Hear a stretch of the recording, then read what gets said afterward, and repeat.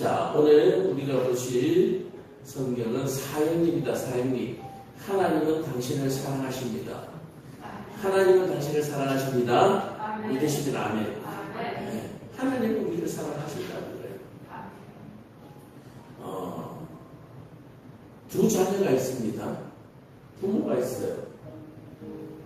한 자녀는 부모가 나를 사랑한다는 것을 알고, 한 자녀는 부모가 나를 싫어한다고 생각을 해요.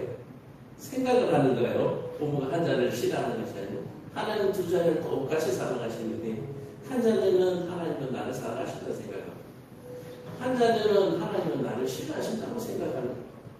그건 왜 그럴까요? 우리가 가인과 아벨을 봤을 때 죄 때문에 그렇죠. 죄 때문에. 그러나 하나님은 똑같이 사랑하십니다. 그래서 어떤 일이 있을 때 위험한 일이 생기고 힘든 일이 생기면 아버지는 나를 사랑하신다라고 생각하는 사람은 아버지께로 달려가요.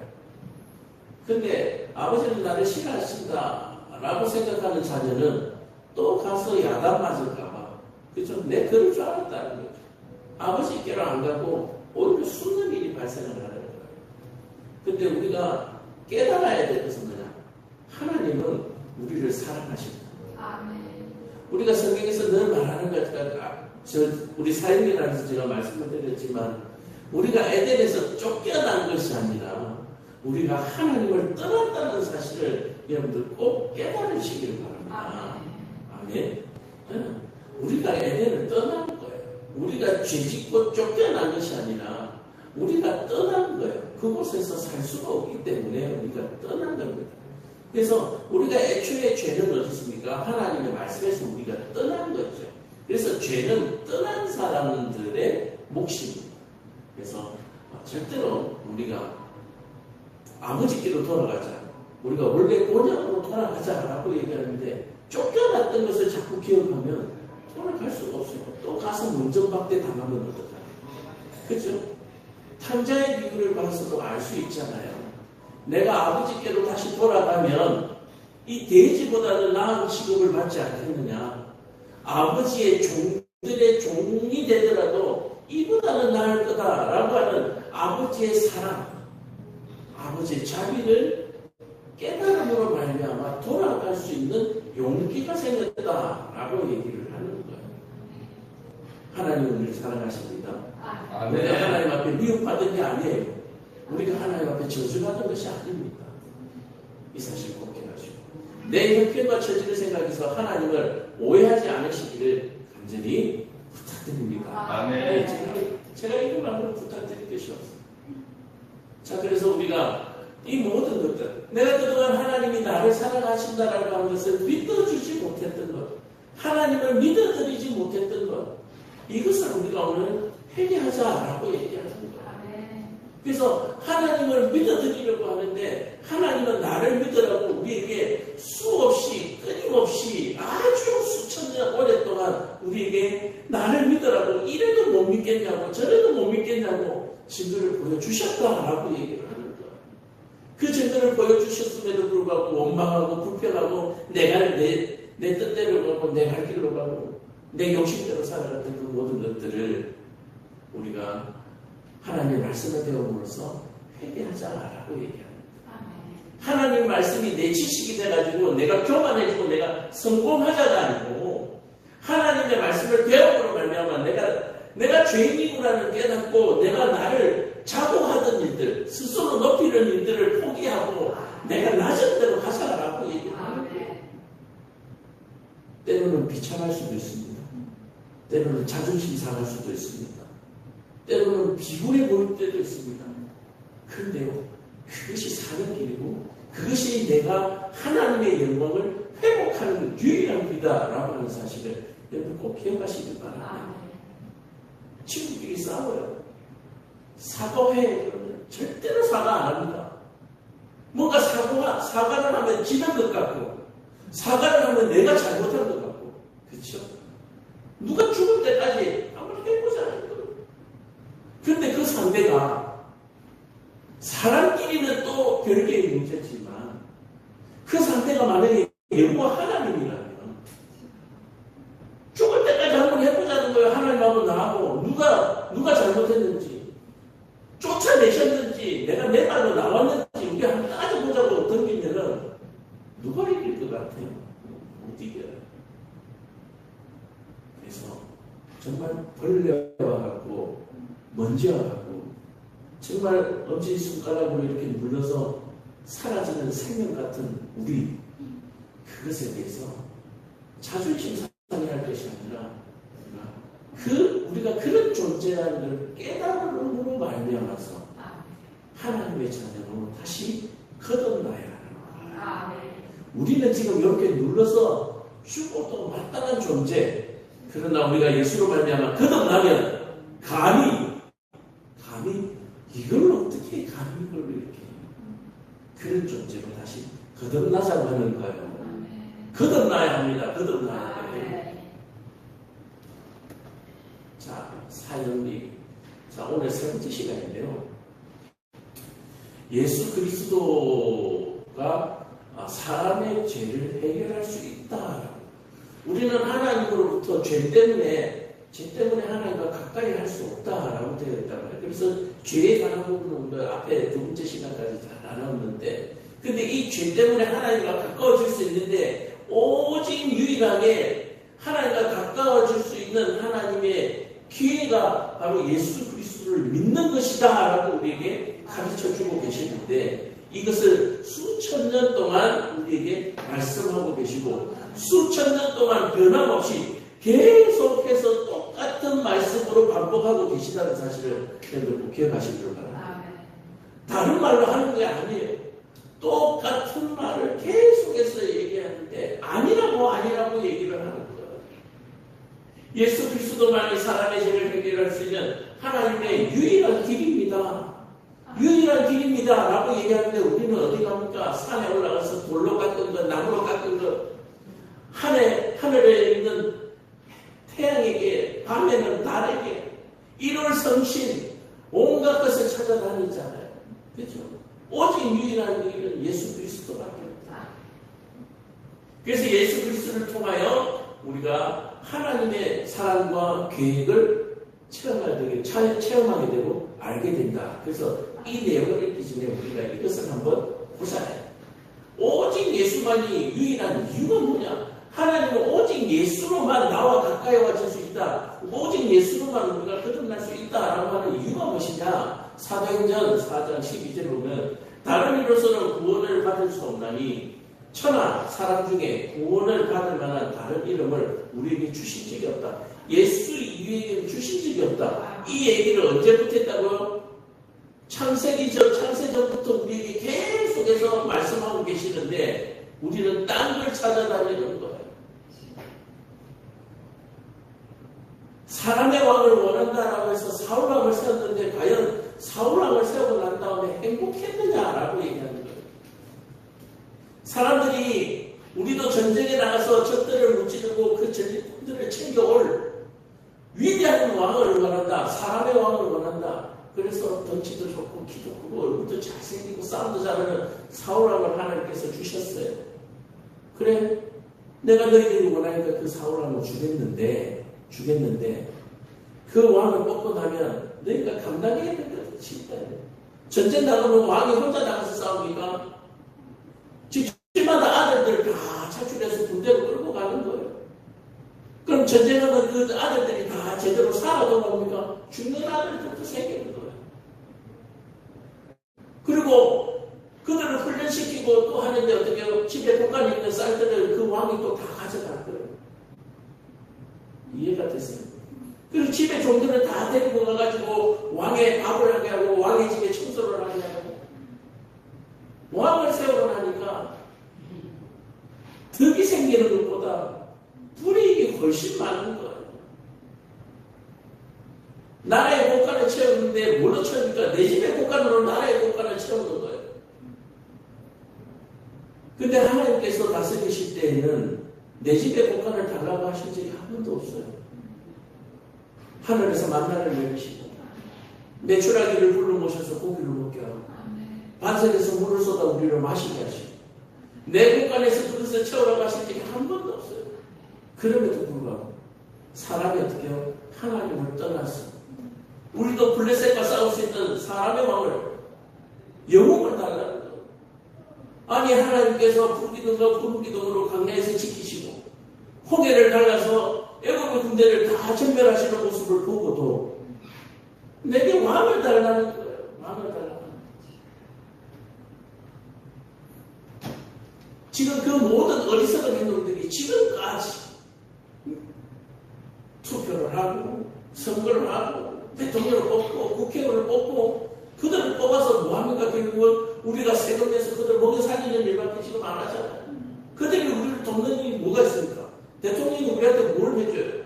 국회의원들이 우리한테 뭘 해줘요? 옆집에 순이 엄마가 나한테 뭘 해줘요? 하나님만이 우리를 도우십니다. 하나님만이 우리를 도우세요. 그 사실을 여러분들 기억하셔야 돼요. 어제 옆집 순이가 고구마 싸가서 갖다 주던데요. 그거 하나님이 보내주신 거예요. 하나님이. 순이 엄마의 마음속에 하나님이 사랑의 마음을 주셔서 사랑을 알게 하셔서 옆집 사람이 굶어가는 것이 불쌍히 여기는 그 눈을 주셔서 우리를 돕게 하시는 거예요. 왜 옆집 순이 엄마가 주는 고구마를 보면서 왜 하나님의 도우심에 대해서 우리가 생각하지 않는다는 얘기예요. 우리 오늘 이거 얘기하자는 거예요. 왜 유일한 예수님이냐? 말을 해도 안 들으니까 어떻게 해요? 독생하신 예수님을 우리에게 보여주신다. 보내주신 거예요. 그래서 예수를 통하여 알게 되는 하나님의 계획, 이 유일한 하나님의 계획을 통해서 우리가 뭘 알게 되냐? 요한복음 6장 39절에 보면 나를 보내신 이의 뜻은 내게 주신 자 중에 내가 하나도 잃어버리지 아니하고 마지막 날에 다시 살리는 것이니라. 아멘. 여기서 내게 주시는 자, 내가 누굽니까? 예수님. 하나님의 뜻은 예수님을 통하여 내 것을 하나도 잃어버리지 않냐고 마지막 날에 다 살리는 그것이 하나님의 뜻이고, 예수님이 이 땅에 오셔서 우리에게 이렇게 말씀하셨다는 얘기예요. 요한복음에서. 이 얘기를 믿으시면 안 돼요. 하나님이 우리를 다 찾으실 줄로 믿으시길 축복합니다. 그럼 우리가 두려울 게 뭐가 있어요? 하나님이 나 다 찾는다는데. 내가 포로로 끌어갈지라도 다시 찾아오시고, 내가 사망의 음침한 골짜기에 빠졌더라도 하나님이 다시 살리시겠다고 약속하시는데, 우리 뭘 두려워하십니까? 뭘 위해서 기도하십니까? 하나님의 계획, 하나님의 뜻이 이루어지도록, 예수 그리스도를 통하여 내게 그 뜻이 이루어지도록 기도하는 것이 우리가 해야 될 유일한 일이다. 내가 지금 병에 났고 내 문제가 해결되는 일이 내 뜻이 아니고 내 일이 아니고 하나님의 일이라는 사실을 여러분 기억하시길 바랍니다. 전쟁은 하나님의 속합니다. 질병과의 전쟁에도 하나님께 속한 줄로 믿으시기를 바랍니다. 사업과의 전쟁에도 하나님께 속한 줄로 믿으시기를 바랍니다. 하나님에 속하지 아니하는 것은 다 버려지고 불태워질, 그죠? 쓰레기. 오늘 저와 여러분들이 바로 이 하나님의 계획 속에 포함된 것으로 기뻐하시기를 간절히 축복합니다. 우리가 왜 만날 기뻐해야 되고 왜 만날 감사해야 되냐? 하나님의 계획 속에 내가 포함되었다는 거예요. 오늘 이 자리에 앉으신 것이 그 계획 속에 포함됐다는 증거인 줄로 믿으시기를 바랍니다. 오늘 처음 예수 믿는 사람이 여기에 앉았다? 얼마나 영광입니까? 나는 뭣도 모르고 들어와서 앉아있는데 하나님의 계획이 내가 지금 포함되어 버렸대요. 완전히 얻어걸린 거 아니에요? 그것으로 기뻐하는 거예요. 우리는 딴 걸로 기뻐하는 거 아닙니다. 하나님의 계획 속에 포함되는 줄로 믿으시기를 바랍니다. 내 질병이 떠나가고 하나님의 계획이 이루어질 줄로 믿으시기를 바랍니다. 우리는 이런 기도를 원하잖아요. 그러나 예수님이 마지막 뭐라고 하셨습니까? 내 뜻대로 마옵시고 주의 뜻대로 하소서. 일의 결과의 모양은 내가 원하는 모양과 다를 수가 있습니다. 성형외과에 가가지고 선생님 나를 정성과 같이 좀 만들어주세요. 그죠? 그럼 내 뜻은 무엇입니까? 딱 나왔을 때 정성이 서 있어야 되잖아요. 근데 과연 정성이냐? 라고 얘기해요. 그래도 조금 되니까요. 원본보다는. 만약에 똑같게 했다면 이제는 어떻습니까? 나는 없고 이제 정우성만 사는 거야. 그럼 세상에 정우성이 두 개가 왔다는 거야. 혼란을, 세상을 어지럽게 하고 혼란에 빠뜨리는 거야. 내가 살아가는 것이 세상에 혼란을 주는 일이에요. 세상을 시끄럽게 하는 일이에요. 그게 무슨 의미가 있습니까? 세상을 이롭게 해야죠. 내가 원하는 거리가 다를 수가 있습니다. 그러나 그 되어진 것으로 기뻐하고 감사할 수 있는 저와 여러분들을 하기 좋아요. 너무 무리하게 하면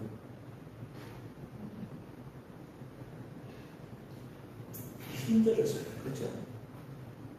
과욕불급. 그래서 하나님의 계획에 우리가 보일 반응. 자, 이제 여러분들 방금 저 아멘 하셨어요. 저 아멘 하셨어요. 만약에 이 아멘 하신 것이 오늘 제가 말씀드리는 아주 일부지만 이런 반응이 여러분들에게 나타나지 않으면 여러분들 거짓점을 하십니다. 자, 그래서 하나님의 계획에 우리가 포함됐다라고 하는 요한복음 6장 29절을 보면 예수께서 대답하여 이르시되 하나님께서 보내신 이를 믿는 것이 하나님의 일이라 하십니다. 우리가 하나님의 계획 속에 포함됐다고 아멘 하셨으면 하나님의 그 일이 뭐요? 이제 예수 믿는 거. 너희가 아멘 했다면 이제 예수 믿어라. 예수를 믿는 것이 뭡니까? 예수님의 입에서 나온 말씀을 내가 생명과 같이 목숨과 같이 믿어라. 그래도 아직까지 못 믿겠다라고 얘기하시는 분들은 구약에 이미 예수님이 누구라는 것을 예언해 놓으신 분이 너무너무 많은데 그 중에 한 두 개만 제가 뽑아온 것이 뭐냐. 이사야서 7장 14절에 처녀가 잉태하여 아들을 낳을 것이요 그의 이름을 임마누엘이라 하라. 이사야서는 구약이잖아요. 그렇죠? 예수님은 신약이시죠. 이미 수천 년 전에 예수님이 처녀의 몸에서 날 것이라고 얘기했단 말이에요. 근데 세상 사람들은 마리아와 요셉이 정혼하지 아니한 상태에서 난 이 예수를 불륜이라고 얘기하는 거예요. 네 집신지 모른다는 거예요.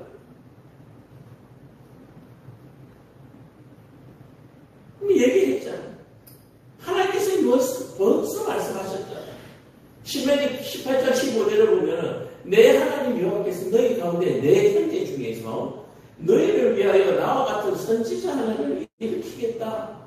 하나님이 우리 형제들 가운데서 선지자, 여기에서 너와 같은 선지자는 이 너는 누구냐면 모세를 얘기합니다. 모세와 같은 선지자를 내가 세우겠다라고 얘기하는데 모세를 우리가 알아야 되죠. 그러면 모세는 누굽니까? 애굽의 종노를 하던 이스라엘 백성들을 하나님의 나라로 인도해야 돼요. 메시아잖아요. 구세주와 같은 사람. 하나님이 보낸 선지자잖아요. 그런 선지자를 내가 뭐요? 처녀의 몸에서 잉태하여 날짜를 그와 같은 자를 보내겠다라고 말씀하셨어요. 이렇게 하나님께서 약속하신 것이 이루어진 것이 바로 예수님이고 그 예수를 믿는 것이 우리 일이다. 아멘. 하나님의 계획 속에 내가 포함됐다는 것을 믿으시는 분들은 예수님도 하나님의 계획 속에 포함되어 있고 또 우리의 모든 인생이 하나님의 계획 속에 포함되어야 되는 거예요. 내가 오늘 먹고 마시는 일은 하나님의 계획 속에 포함된 줄로 믿으시기를 바랍니다. 내가 밖에 나가서 지금 오늘 사업을 하는 것은 내가 직장에서 일을 하는 것은 하나님의 계획인 줄로 믿으시기를 바랍니다. 그래서 하나님의 계획이기 때문에 하나님이 주신 것이기 때문에 우리가 감사도 하고 신부초도 하고 하나님께 예물을 드리는 거예요. 하나님의 계획 속에 포함된다라는 거예요. 자, 그리고 우리가 또 봐야 할 것이 뭐냐면은 예수 그리스도께서 말씀하시기를 내가 길이요 진리요 생명이다 라고 말씀하셨어요. 오직 하나님이 예수를 통하여만 내가 만나주고 내가 너희들을 구원해내겠다라고 하는데 예수님을 자기를 뭐로 표현하느냐? 길이요 진리요 생명이다 표현하는 거예요. 도대체 길은 뭐고 진리는 뭐고 생명은 뭐냐? 우리는 어느 정도 요즘 그래도 어느 정도 교육 수준이 있어가지고 대충 알겠어요. 그죠? 무슨 말인지. 근데 그 알겠어요는 뭐냐면은 수박 그다리 정도. 이 속에 더 분명하고 더 확실한 증거가 바로 이 말씀에 포함되어 있는데, 길이라고 하는 이 단어는 뭐냐면은 호도스라고 하는 원어, 히브리어로 호도스라 아니 헬라의 호도스라고 표현하는데, 이 길이라고 하는 것은 어떤 것에 도달하고 그것을 성취하는 수단이라고 그런 의미를 가지고 있어요. 자, 그래서 예수 그리스도를 통해야만 도달하고 성취할 수 있다라고 말하는 거예요. 길이라는 표현은 오직 길, 내가 길이다. 그래서 내가 수단이고 내가 성취할 수 있는 유일한 방법이다라고 얘기를 하는 거예요. 자, 그럼 진리라고 하는 것이 뭐냐? 진리라고 하는 것은 두 가지. 이게 뭐냐면은 에메트라고 하는 것은 조금 깊은 의미고, 알레데이아라고 얘기하는 이 원어는 조금 얕은 수박 그날이 약간 세속적인 것이고, 이게 영적인 부분까지 포함된 거거든요. 근데 이 성경에는 알레데이아라고 하는 이 끝에 있는 부분만 나타내고 있어요. 근데 이 진리에는 에레트라고 하는 더 깊은 영적인 의미까지 해서 여호와의 확실성, 불변성. 그래서 알레데이아라고 하는 것은 진실, 분명하다, 확실하다 이 정도인데, 에메트라고 하는 좀 더 영적인 깊은 의미까지 들어가면 불변성까지 포함되는 거예요. 불변성. 그래서 예수님께서 내가 길이요 진리요 생명이다 라고 하는 이 말은 불변이다 라고 하는 뜻이에요. 불변.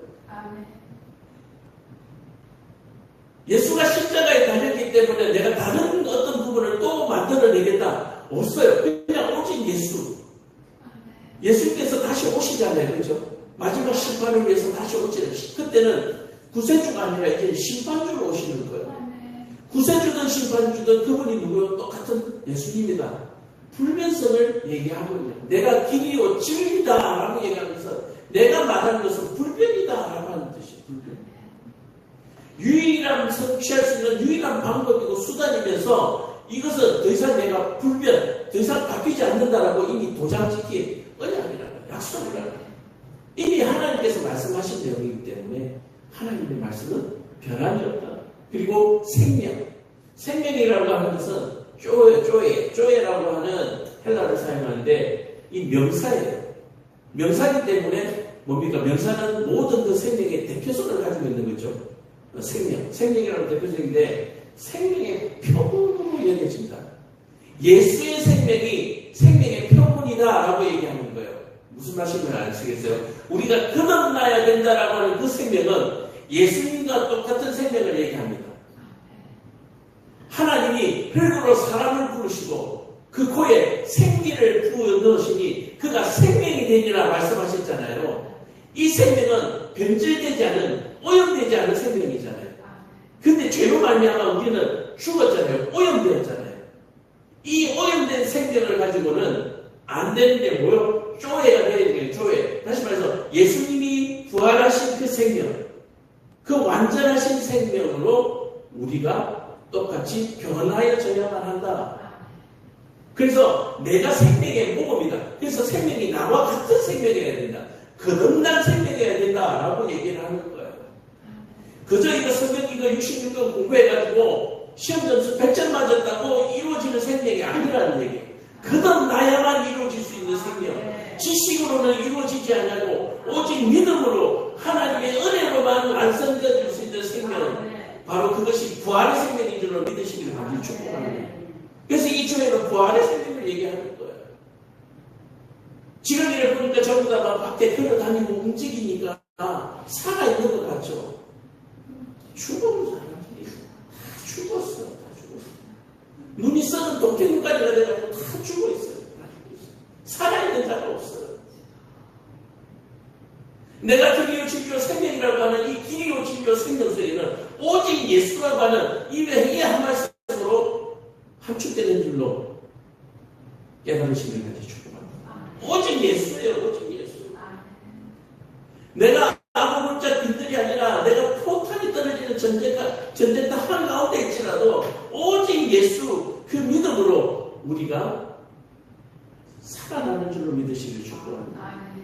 그래서 이 길이요 진리요 생명이라고 하는 것을 제가 이렇게 몇자 써봤는데 뭐 좀 어눌하긴 하지만 예수는 구원의 유일한 수단이며 예수에게만 구원이 있으며 불변하며 예수로서 얻을 수 있는 예수적 생명만이 심판에서 산 자로 선고를 받는다라고 얘기하는 거예요.